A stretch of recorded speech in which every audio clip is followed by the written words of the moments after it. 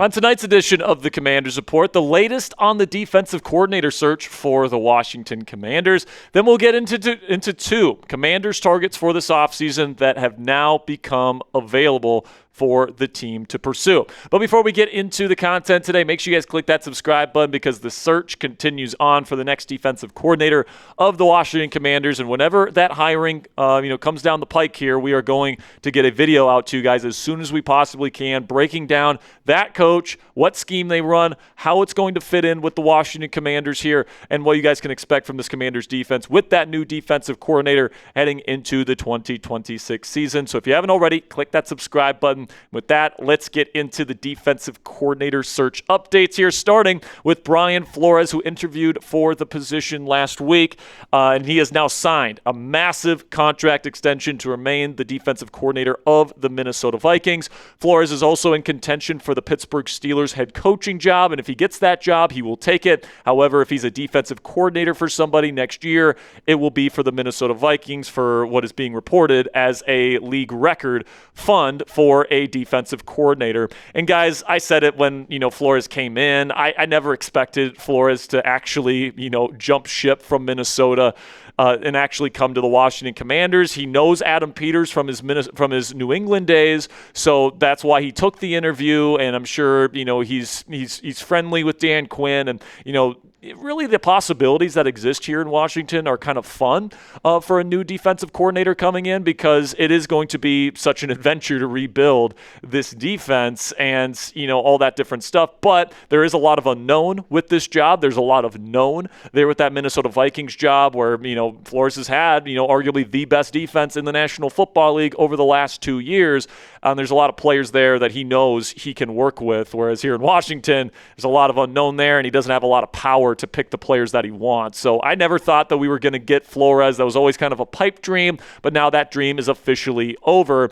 But we do have another interview for the defensive coordinator spot, and this is one that I was surprised wasn't on the initial list, but I'm glad that we're finally getting to it. Al Harris, the pass game coordinator for the Chicago Bears. He also coached in the secondary when Dan Quinn was the defensive coordinator of the Dallas Cowboys. And, Harris is somebody that worked for Dan Quinn there with the Cowboys and, helped develop guys like DaRon Bland and Trevon Diggs and these guys that they helped turn into legitimate pieces for that Cowboys defense in the Doomsday defense there in Dallas. And he's very close with Dan Quinn. This is what Al Harris had to say about Dan Quinn potentially getting a head coaching job back when he was still in Dallas. If Q was to go and get a head coaching job, honestly, in whatever capacity he wanted me to come, I'm there. So, Al Harris certainly seems like he is offering up his services, especially because this would be a promotion for him. To go from pass game coordinator to defensive coordinator would be a step up for him. But if I'm being completely honest with you guys, this move would feel a lot like Joe Witt Jr. I mean, Al Harris worked with Joe Witt Jr. in Dallas in the same secondary room.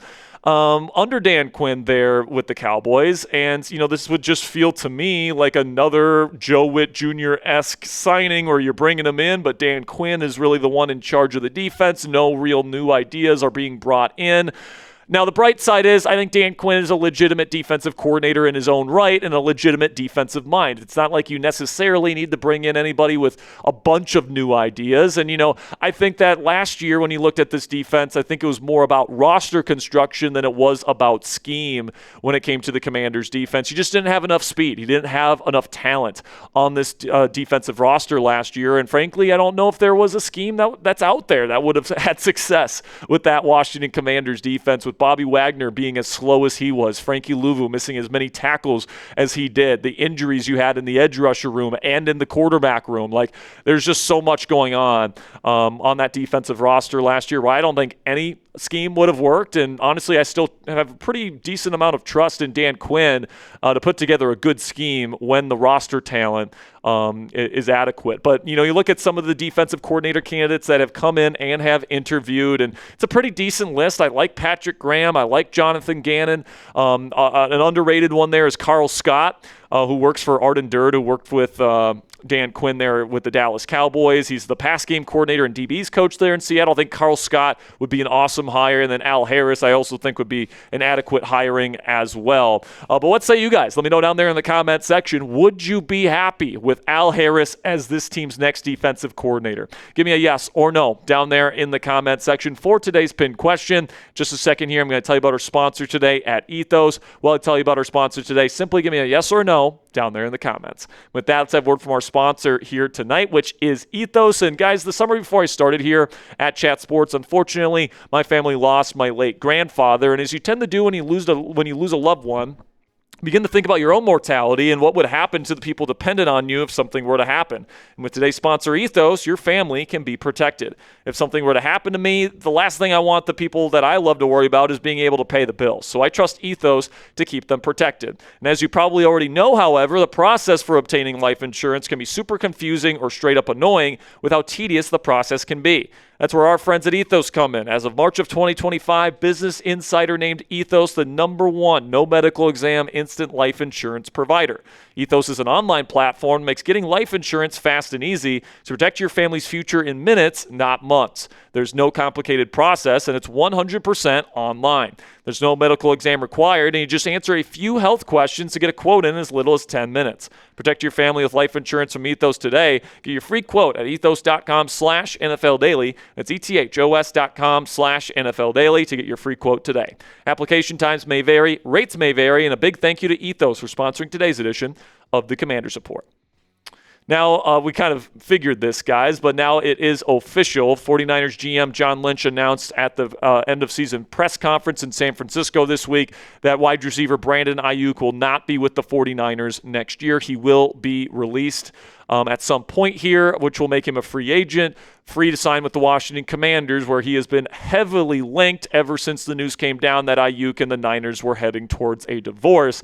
And of course, the question is, and it has been when it comes to a guy like Brandon Aiyuk, should Washington pursue him and sign him to a contract and pair him up with his best friend, Jayden Daniels, here in the nation's capital? And really, that's going to be the main pull, is that your franchise quarterback is probably going to be pushing for you to sign him, okay? And it's going to be tough to tell your franchise quarterback no when he's Ayuk's best friend, okay? But also, he's really good friends with Deebo Samuel. If they're planning on bringing Deebo back as this team's wide receiver 3, can make a really good argument that Terry McLaurin, Brandon Aiyuk, and Deebo Samuel, even though they're aging, are one of the more talented wide receiver trios in the league if that's how it plays out in 2026. And then also Adam Peters is the former assistant GM of the 49ers, obviously had a little bit of a relationship with Aiyuk back when he was in San Fran. And listen, man, the idea of Jayden Daniels having a dynamic wide receiver duo of Terry McLaurin and Brandon Aiyuk, it's a fun idea. It really is, okay? Both those guys are former All-Pros. Both of those guys are awesome route runners, and they can definitely create separation. And when you pair that with a dynamic quarterback talent like Jayden Daniels, the sky is the limit in terms of the physical ability that would be on the roster. But with that said, not only is Aiyuk coming off of a major knee reconstruction where he wasn't even able to play this year, as well as the second half of the 2024 season, but some of his antics really do scare me, man. Like, he is going way over the speed limit and recording it when he's going over Levi Stadium in like a 40-mile-per-hour zone. Apparently it's close to a school as well. He's going over 100 miles per hour and recording it and posting it on social media, doing all these little games on social media that he's been doing on social here over the last several years to try and get the contract that he ended up getting from the San Francisco 49ers. It's just like,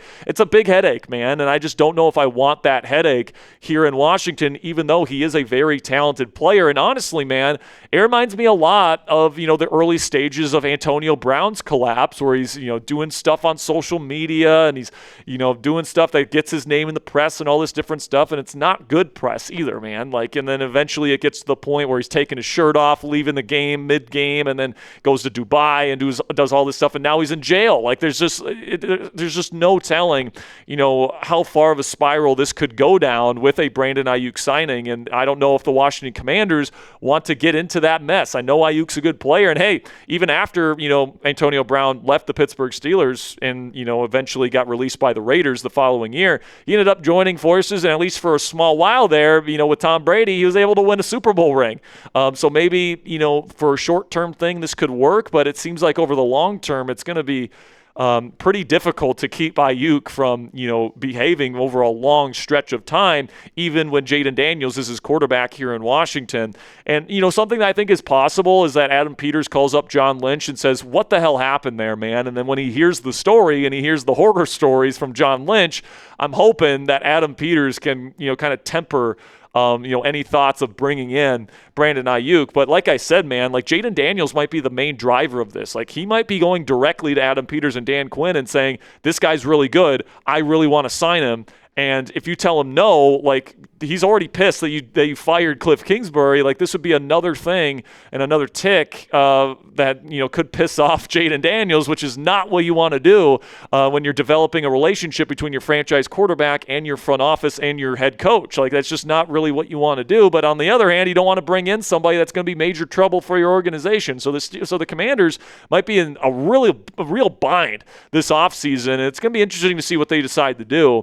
But personally, man, if you want to bring in a receiver from the San Francisco 49ers this offseason, I would prefer Jauan Jennings. I think Jauan Jennings is the perfect wide receiver 2 for any NFL team out there. He blocks his ass off. He's got really strong hands. He runs really good routes. If you're going to be running, a Shanahan, McVay, Ben Johnson style offense like the Commanders plan on running with new offensive coordinator David Blau, you're going to have guys that can go over the middle of the field and, run the route tree that these guys run, and Jauan Jennings is one of the better Shanahan-style wide receivers in the world. You guys can take a look at what this guy's done over the last several seasons. Almost had 1,000 yards in 2024. He was San Francisco's number 1 receiver in 2024 because of Aiyuk getting injured.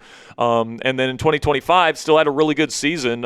Still, only played in 15 games. It certainly went down. But like in terms of a number 2 receiver, Jauan Jennings is about as good as it gets. Had 9 touchdowns this year, averaged a first down per catch. Had less opportunities this year, obviously, with guys like Ricky Pearsall and others stepping up there in San Fran. But if you add Jauan Jennings here to Washington, I think he'd be an awesome complement to Terry McLaurin here in the nation's capital. So pick your wide receiver 2 for me down there in the comments section. If you had the choice between Brandon Aiyuk, former All-Pro, or Jauan Jennings, let me know what you guys think down there in the comments. Type BA for Brandon Aiyuk or JJ for Jauan Jennings. And then there's another now free agent that is now officially on the market, and that is former Packers and Cowboys cornerback Trevon Diggs.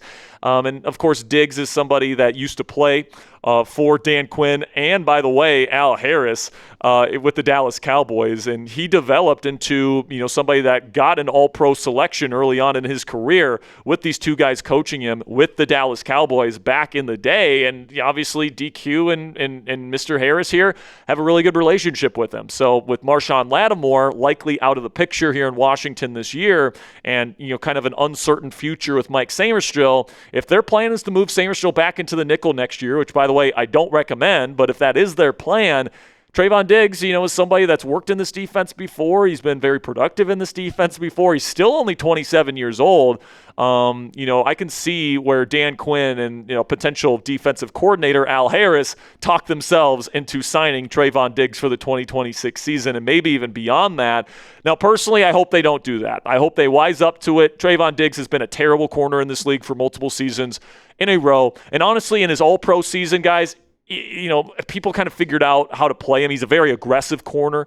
He's got good ball skills, can get interceptions, but he's so susceptible to double moves and to giving up big yardage. He's not good in coverage, super aggressive. He's out of position a lot, and I don't want that here in Washington. I'd rather have people in position than people that maybe get an extra interception or two on the season. That's just the way I roll. I'd rather have a sound defense than an overly aggressive defense, and I don't think Trevon Diggs fits inside that vision for the Washington Commanders defense. So I hope Dan Quinn and Adam Peters have the wherewithal to maybe say no to guys like Trevon Diggs and Brandon Aiyuk, but I think at this point there's a pretty decent chance that both are Washington Commanders in 2026. So make the call for me down there in the comments section. Would you sign Trevon Diggs this year? Type S if you would sign him, or type P if you would pass on him. Let me know your thoughts down there in the comments section. And that'll conclude tonight's edition of Commanders News and Rumors presented by Chat Sports. We're going to have more Commanders coverage for you you guys all throughout the weekend coming up here. So if you don't want to miss any of that, click that subscribe button if you haven't already. Till next time, guys,